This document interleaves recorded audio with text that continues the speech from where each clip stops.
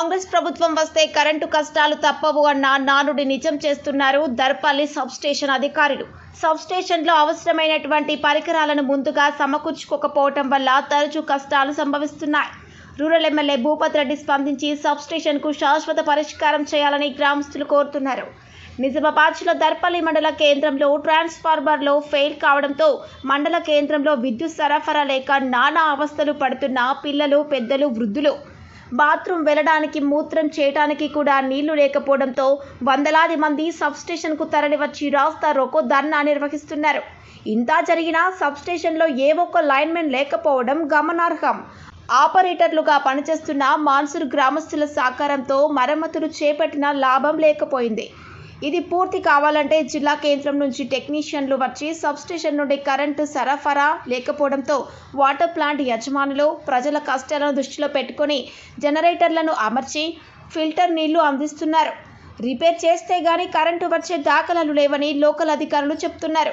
Sub station నుండి current సరఫరా లేకపోవడంతో వాటర్ ప్లాంట్ యజమానులు ప్రజల కష్టాలను దృష్టిలో పెట్టుకుని జనరేటర్లు అమర్చి ఫిల్టర్ నీళ్లు అందిస్తున్నారు.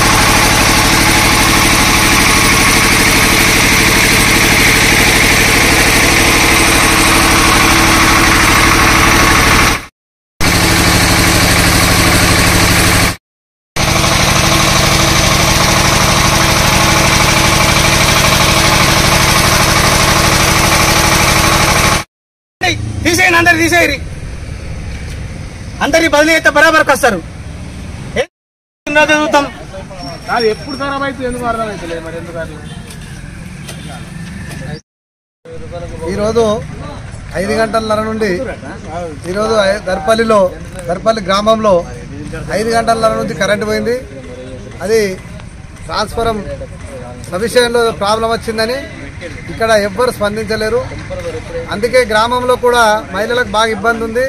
బాత్రూమ్ పోదామన్నా కానీ చాలా ప్రాబ్లం ఉంది. కాబట్టి జనరేటర్ పెట్టి 10 రూపాయలకు ఒక బిందె నింపుకొని ఈరోజు కొనుక్కునే పరిస్థితి వచ్చింది.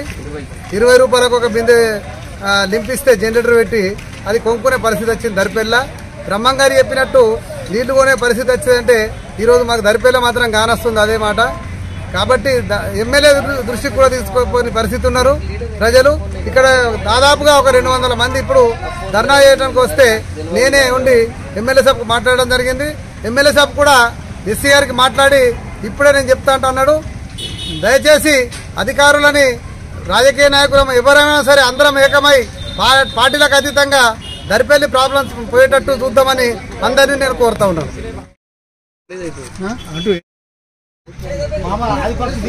నిజామాబాద్ జిల్లా దర్పల్లి మండలం, ఈ మండల హెడ్ క్వార్టర్ కు ఉన్నటువంటి ప్రాబ్లము ఇంకే ఏ ఊరికి కూడా లేదు. ఎందుకనంటే ఇక్కడ ఈ 4 రోజు వేసి ఎప్పుడో వేసిర్రు, అవిటిని మళ్ళీ మార్చి ఏదైనా మరి మంచి చేద్దామనే నాయకులకు ఇది లేదు. ఊరు బాధపడుతున్నాము. ఇప్పుడు ఎన్ని రోజుల నుంచి మేము బాధపడుతున్నామంటే రోజు ఇదే విధంగా 3 గంటలు 4 గంటలు కరెంటు ఉండలేదు. ఇప్పుడు ప్రొద్దున నుంచి లేదు, ఎవ్వరు కూడా అండుకోలేదు, టిఫిన్లు లేవు, నీళ్లు లేవు, స్నానాలు చేయలేరు, బాత్రూములు పోతలేరు. ఇప్పుడు ఏం చేయమంటావు? ఇప్పుడు ఎంత ప్రాబ్లం అంటే అంత ప్రాబ్లం ఉన్నది. ఇది ఏ నాయకులు కూడా పట్టించుకుంటలేరు. ఈ ప్రభుత్వం వచ్చి ఇన్ని రోజుల మరి దర్పల్లి ప్రాబ్లం ఉన్నది, దీని ప్రాబ్లం సాల్వ్ చేద్దామన్నది లేదు. మరి ఇప్పుడు ఏం చేద్దాము? ఇప్పుడు ఊరు నడుస్తుంది ఖాళీ. మీరు ఖచ్చితంగా చొరవ తీసుకొని దీని మీద దృష్టి పెట్టాలా. ఇప్పుడే కాదు, ఎప్పుడైనా చిన్న గాలి పెడితే దర్పల్లి హెడ్ క్వార్టర్ పోతుంది, పక్క సీతాయిపేటలు ఉంటుంది, ఇక్కడ పోతుంది. మీరు దయచేసి దీని మీద దృష్టి పెట్టాలా.